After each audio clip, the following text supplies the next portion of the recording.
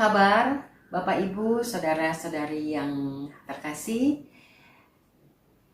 Puji Tuhan, kita bertemu kembali dalam R4M, Renungan 4 Menit. Dengan tema, pencobaan tidak melebihi kekuatanku. Bapak Ibu, saudara-saudari yang dikasihani Tuhan, kita selalu berdoa kepada Tuhan untuk kita selalu mengerti apa rencana Tuhan dalam setiap hidup kita. Apa yang Tuhan mau taruh dalam hati kita. Karena kita tahu bahwa kita hidup bukan seperti apa yang kita inginkan. Tetapi apa yang Tuhan inginkan di dalam hidup kita. Apapun yang terjadi dalam hidup kita, kita selalu mengamini bahwa itu adalah sesuatu untuk kebaikan kita. Bapak, Ibu, saudara-saudari yang terkasih, seperti dikatakan bahwa pencobaan tidak melebihi kekuatanku. Dalam Yakobus 1 ayat 12 dikatakan, berbahagialah orang yang bertahan dalam pencobaan, sebab apabila ia sudah tahan uji, ia akan menerima mahkota kehidupan yang dijanjikan Allah kepada barang siapa yang mengasihi Dia. Lewat apa ujian tersebut? Lewat pergumulan kita. Lewat ujian-ujian kehidupan kita. Bisa datang dari ujian pergumulan hidup kita melalui rumah tangga. Pergumulan kita melalui sakit penyakit. Atau pergumulan soal keuangan. Apakah kita lari dari kenyataan, kita marah kepada Tuhan, kita katakan kepada Tuhan, Tuhan, mengapa saya? Mengapa bukan dia? Tuhan, mengapa saya lagi?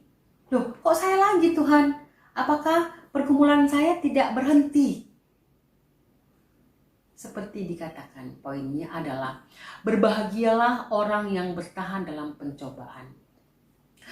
Tuhan kita adalah Tuhan yang luar biasa, Tuhan yang sungguh sangat pemurah, mau mencobai kita. Ujian kita ada batasnya, ada time limitnya. Percayalah bahwa Tuhan memproses kita untuk mengubah hidup kita, mengubah pola pikir kita, dan mau mengubah sikap hidup kita. Sehingga cara pandang kita terhadap persoalan tersebut bisa lebih luas, bisa lebih plong, sehingga kita bisa mencari jalan keluar. Tuhan tidak akan biarkan kita. Seperti dikatakan dalam 1 Korintus 13, pencobaan-pencobaan yang kamu alami ialah pencobaan biasa, yang tidak melebihi kekuatan manusia. Sebab Allah setia dan karena itu Ia tidak akan membiarkan kamu dicobai melebihi kekuatanmu. Pada waktu kamu dicobai, Ia akan memberikan kepadamu jalan keluar sehingga kamu dapat menanggungnya. Saudara, Tuhan Yesus akan memberikan jalan keluar, tetapi kadangkala kita mau cepat-cepat keluar dan mengambil jalan pintas. Waktu Tuhan bukan waktu kita. Poinnya adalah Tuhan mau memproses hidup kita. Kalau kita dalam keadaan sukacita, dalam kebahagiaan, kita katakan praise the Lord, puji Tuhan, Engkau baik Tuhan, Engkau luar biasa Tuhan. Tetapi apabila kita berada pada titik terendah, kita mendapatkan ujian-ujian pencobaan, apakah kita masih mampu? Apakah kita masih mampu mengeluarkan kata-kata puji Tuhan, praise the Lord, Engkau baik dan sungguh baik? Bapak, Ibu, saudara-saudari terkasih, Tuhan Yesus adalah Tuhan yang luar biasa, sangat mencintai kita. Tuhan memberikan hikmat kepada kita, mari kita lebih peka. Kasih kepada Allah harus dibuktikan dengan proses.